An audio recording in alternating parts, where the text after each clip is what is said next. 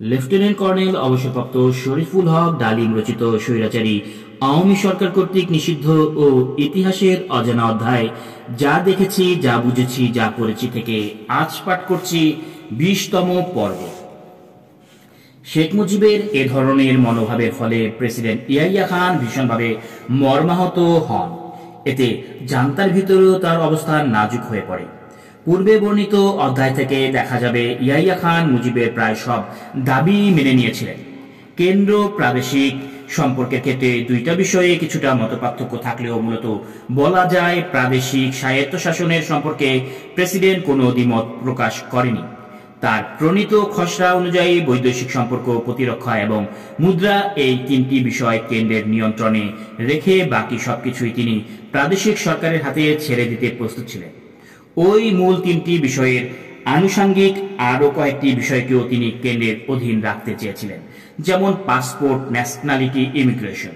কেন্দ্রের হাতে রাজস্ব আদায়ের কোনো ক্ষমতা থাকবে না বিধায় সংবিধানে তিনি কেন্দ্রের আর্থিক সংকুলনের গ্যারান্টির দাবি করেন।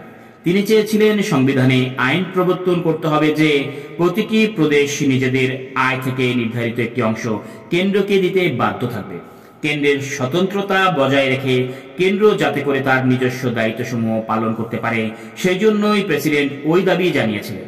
বৈদেশিক সম্পর্কের ব্যাপারে তিনি রাজনৈতিক, কূটনৈতিক এবং অর্থনৈতিক সম্পর্কের ভিন্নমুখিতা এবং স্বতন্ত্রতা মেনে নেননি। এ ব্যাপারে তার মতামত ছিল নিম্নরূপ: প্রাদেশিক সরকারগুলো তাদের স্বতন্ত্র বাণিজ্যিক এবং অর্থনৈতিক প্রতিনিধি বিদেশের দূতাবাসে প্রেরণ করতে পারবেন।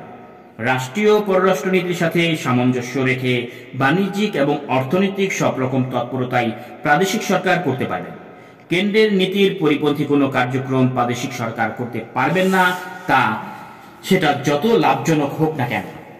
প্রথম বৈঠকের বিপর্যয়ের পর প্রেসিডেন্ট ও মুজিবের মধ্যে আরও কয়েকটি বৈঠক অনুষ্ঠিত হয়, কিন্তু বৈঠকগুলোর গতিধারা থেকে পরিষ্কার বোঝা যাচ্ছিল পাকিস্তান ক্রমান্বয়ে সংঘাতের পথেই ধাবিত হচ্ছে। ঢাকা থেকে প্রাক্কালে প্রেসিডেন্ট সাংবাদিক সম্মেলনে বলেছিলেন মুজিবের সাথে তার প্রয়োজনীয় আলোচনা হয়েছে। তাছাড়া তিনি একটি বিশেষ গুরুত্বপূর্ণ ইঙ্গিত দেন সাংবাদিক সম্মেলনে। তিনি বলেন, শেখ মুজিব যখন ক্ষমতা নেবেন তখন তিনি ক্ষমতায় থাকবেন না। খুব শীঘ্রই শেখ মুজিব তার সরকার কায়েম করবেন। কিন্তু ইয়াহিয়া এবং মুজিবের মাঝে যে সমঝোতা হয়েছিল সেই অনুযায়ী সংসদীয় গণতান্ত্রিক শাসন ব্যবস্থায় শেখ মুজিব প্রধানমন্ত্রী হবেন, সরকার প্রধান, আর ইয়াহিয়া খান হবেন সাংবিধানিক রাষ্ট্রপ্রধান। এই ধরনের সমঝোতা বর্তমান থাকা অবস্থায় প্রেসিডেন্টের ওই ধরনের ইঙ্গিত শঙ্কিত করেছিল জনগণকে। তাহলে কি দীর্ঘদিন ধরে প্রেসিডেন্ট ও শেখ মুজিবের মাঝে যে বিশ্বাস এবং আন্তরিক নির্ভরশীলতা জন্মেছিল তার ভিত ধ্বংস হয়ে গেছে? তাদের মধ্যে সৃষ্টি হয়েছে মতভেদ। এর পরিণতি কি হবে? ঢাকা ত্যাগের আগে প্রেসিডেন্টের কাছ থেকে ইঙ্গিত পাওয়া যায় যে তিনি পশ্চিম পাকিস্তানে ফিরে যায় জনাব ভুট্টো এবং অন্যান্য রাজনীতিবিদদের সাথে মত বিনিময় করবেন এবং তাদের অনুরোধ করবেন যাতে তারা ঢাকায় এসে শেখ মুজিবকে বোঝান যে জাতীয় স্বার্থে তাকে আরও যুক্তিসঙ্গত আচরণ করতে হবে। তা না হলে যে বিপর্যয় দেখা দিবে তার জন্য দেশের সব রাজনৈতিক নেতৃবৃন্দকে জাতির কাছে জবাবদিহি করতে হবে। 12 জানুয়ারির বৈঠকের বিপর্যয়ের পর জনাব চৌধুরী ছুটে গিয়েছিলেন মন্ত্রিসভার সদস্য জনাব হাফিজউদ্দিনের কাছে। সবকিছু বুঝিয়ে বলে তিনি জনাব হাফিজউদ্দিনকে অনুরোধ করেছিলেন শেখ মুজিবকে বোঝাতে। শেখ মুজিবের সাথে জনাব হাফিজউদ্দিনের সম্পর্ক ছিল অতি ঘনিষ্ঠ। জনাব হাফিজউদ্দিন শেখ মুজিবের সাথে দেখা করেছিলেন।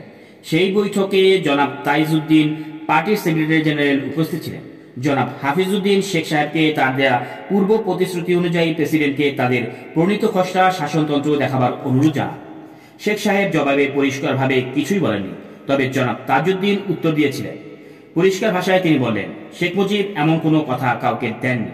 শাসনতন্ত্রের খসড়া কাউকে দেখাবার দায়ভারও আওয়ামী লীগের নেই। এই ধরনের দাবি নেহায়েতি যুক্তিহীন। ঢাকা থেকে ব্যর্থ মনোরথ হয়ে ফিরে এসে প্রেসিডেন্ট ভুট্টোর সাথে দেখা করার জন্য গেলেন কারখানায়। আলোচনাকালে ভুট্টো প্রেসিডেন্ট মুজিব বৈঠকের ব্যর্থতার পূর্ণ সুযোগ গ্রহণ করেন। জেনারেল হামিদ এবং জেনারেল পীরজাদা প্রেসিডেন্টের সাথে লারকানায় যান। ইতিমধ্যে জনাব ভুট্টো শেখ মুজিবের সাথে আলোচনার জন্য ঢাকায় পৌঁছান 27শে জানুয়ারি। ভুট্টো ও মুজিব 3 দফা বৈঠকে মিলিত হন। শেখ মুজিবের বাসভবনের সৌহার্দ্যপূর্ণ পরিবেশে আলোচনা হলেও মূল বিষয়গুলোর উপর কোনো সিদ্ধান্ত পৌঁছাতে পারেননি তারা। শেখ মুজিব পরিষ্কারভাবে ভুট্টোকে জানায় 6 দফার ব্যাপারে তিনি কোনো আপোষ করবেন না। জনাব ভুট্টো বলেছিলেন 6 দফার আড়ালে বিচ্ছিন্নভাবে আবাস রয়েছে বিধায় 6 দফা ভিত্তিক কোনো শাসনতন্ত্রের পক্ষে তিনি বা তার দল কোনরূপ সমর্থন দিতে অপরাধ। এভাবে পাকিস্তানের দুই অংশের সংখ্যাগরিষ্ঠ নেতাদের মাঝে অতি প্রয়োজনীয় কোনরূপ রাজনৈতিক সমঝোতা গড়ে উঠতে ব্যর্থ হয়। সেই সময় পর্দার আড়ালে থেকে জনাব হারুন এক বিশেষ ভূমিকা রেখেছিলেন। তিনি অতি কৌশলে জনাব ভুট্টোকে শেখ মুজিবের কাছে জনগণের দালাল হিসেবে প্রতিপন্ন করতে সক্ষম হয়েছিলেন। ফলে বারবারই শেখ মুজিব জনাব ভুট্টোকে সন্দেহের চোখে দেখে আসছিলেন। পরস্পরের প্রতি অবিশ্বাস এবং সন্দেহের কারণে সব আলোচনা ব্যর্থ হয়ে গিয়েছিল। আলোচনা প্রসঙ্গে জনাব ভুট্টো বলেছিলেন, শেখ মুজিব জাতির উপর জোর করে 6 দফা ভিত্তিক শাসনতন্ত্র চাপিয়ে দেবার চক্রান্ত করছে। তার চেষ্টা হচ্ছে যত তাড়াতাড়ি সম্ভব তড়িঘড়ি করে জাতীয় সংসদ অধিবেশন বসিয়ে তার প্রণীত শাসনতন্ত্র সংখ্যাগরিষ্ঠতার ভিত্তিতে পাশ করিয়ে তার জোরালো জাতিকে আবদ্ধ করা। তিনি জনগণকে 6 দফার মূল উদ্দেশ্য বোঝানোর জন্য পর্যাপ্ত সময় দিতে নারাজ। জনাব ভুট্টো ঢাকা থেকে ফেরার অল্প কিছুদিনের মধ্যেই লারকানা বৈঠক অনুষ্ঠিত হয়। স্বাভাবিক কারণে শেখ মুজিব লারকানা বৈঠকে সম্পর্কে সন্দিহান হয়ে ওঠেন। লারকানা বৈঠক সম্পর্কে ভুট্টো বলেন, আমরা 6 দফার তাৎপর্য নিয়ে মত বিনিময় করেছি। 6 দফার মূল উদ্দেশ্য বিশ্লেষণ করে আমরা শঙ্কিত হয়ে পড়েছি। তথাপি প্রেসিডেন্টকে কথা দিয়েছি বর্তমান সমস্যার একটা আপোষ ভিত্তিক সমাধান খুঁজে বের করার জন্য আমরা সর্বাত্মক প্রচেষ্টা চালিয়ে যাব। লারকানা বৈঠকের পর ফেব্রুয়ারির মাঝামাঝি ইসলামাবাদে জান্তার আনুষ্ঠানিক বৈঠকে দেশের সার্বিক পরিস্থিতি নিয়ে আলোচনা হয়। জেনারেলরা সিদ্ধান্ত নিলেন শেখ মুজিবের অনমনীয় মোকাবেলা করা হবে দৃঢ়তার সাথে। ভুট্টোর উস্কানিমূলক উক্তিগুলো উপেক্ষা করে চলছিল জান্তার যুদ্ধবাদ। জেনারেল হামিদ, ওমর গুল হাসান এবং পীরজাদা প্রমুখ তারা ভুট্টোকেই পাকিস্তানের জাতীয় স্বার্থ রক্ষাকারী একমাত্র রাজনীতিবিদ ও নেতা মনে করে থাকার অবস্থায় আরো জটিল হয়ে ওঠে। এই বৈঠকেই মন্ত্রিপরিষদ বাতিল করার সিদ্ধান্ত গ্রহণ করা হয়। মুজিবের সাথে আলোচনা ব্যর্থ হওয়ার জন্য প্রেসিডেন্ট ইয়াহিয়া খান এবং অ্যাডমিরাল আসানকে তিরস্কারের সম্মুখীন হতে হয়েছিল জান্তার অন্যান্য জেনারেলদের ওই বৈঠকে। এর ফলে অ্যাডমিরাল আহসান পদত্যাগ করতে বাধ্য হন। তার পদে নিয়োগ করা হয় কট্টরপন্থী জেনারেল টিক্কা খানকে। 17 ফেব্রুয়ারি ক্যাবিনেট বিলুপ্ত করা হয়। ক্যাবিনেট বিলুপ্তির 48 ঘন্টার মধ্যেই প্রেসিডেন্ট মন্ত্রিসভার প্রাক্তন সদস্যদের তার পরামর্শমণ্ডলীর সদস্য হওয়ার জন্য আহ্বান জানান। জনাব এহসানুল হক এবং জাস্টিস কর্ণবালী ব্যতীত অন্য সবাই তা প্রত্যাখ্যান করেন। শেখ মুজিবের বারংবার হুমকির পরিপ্রেক্ষিতে 13 ফেব্রুয়ারি প্রেসিডেন্ট ঘোষণা দেন 3রা মার্চ ঢাকায় জাতীয় সংসদ অধিবেশন অনুষ্ঠিত হবে। জনাব ভুট্টো প্রেসিডেন্টকে ওই ঘোষণার তীব্র বিরোধিতা করেন। তিনি বলেন, তারপরও শেখ মুজিবের মধ্যে ভবিষ্যৎ শাসনতন্ত্রের ব্যাপারে কোনো সমঝোতা না হওয়া পর্যন্ত জাতীয় সংসদের অধিবেশন বসতে পারে না।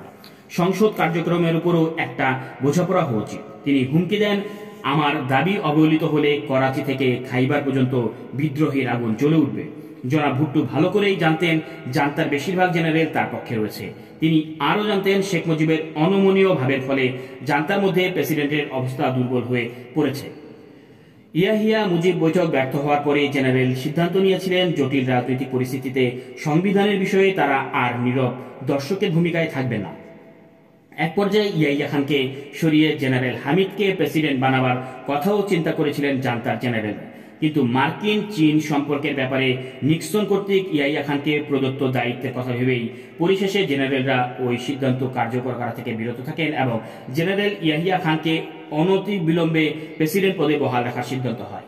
ক্ষমতাহীন বিব্রত প্রেসিডেন্ট ভুট্টোর একান্ত বিরোধিতার মুখে 1 মার্চ এক ঘোষণায় 3রা মার্চের অধিবেশন অনির্দিষ্টকালের জন্য মুলতবি করতে বাধ্য হন। জেনারেল পীরজাদা ও ভুট্টো মিলিতভাবে প্রেসিডেন্টের 1 মার্চের ভাষণ তৈরি করেন বলে পরে জানা যায়। জাতীয় সংসদ অধিবেশন মুলতবি ঘোষণা শোনার পর মুহূর্তে পূর্ব পাকিস্তানের জনগণ বিক্ষোভ ফেটে পড়ে। শেখ মুজিবুর রহমান পূর্ব পাকিস্তানের নন কো-অপারেশনাল মুভমেন্ট কর্মসূচি ঘোষণা করেন। ফলে পূর্ব পাকিস্তানের প্রশাসন শেখ মুজিবের নিয়ন্ত্রণে চলে আসে। পশ্চিম পাকিস্তানের অবস্থিত কেন্দ্রের সাথে সব সম্পর্ক প্রায় ছিন্ন হয়ে যায়। এই অবস্থার মধ্যেও মুজিব ইয়াহিয়া যোগাযোগ অবিচ্ছিন্ন ছিল। 7 মার্চের জনসভার প্রাক্কালে প্রেসিডেন্ট টেলিফোনে শেখ মুজিবুর রহমানের সাথে দীর্ঘ আলাপ করেন। আলোচনার ধারা ছিল সৌহার্দ্যপূর্ণ। দুজনেরই আলোচনার মাধ্যমে সমস্যার শান্তিপূর্ণ সমাধানের পক্ষে মত প্রকাশ করেন।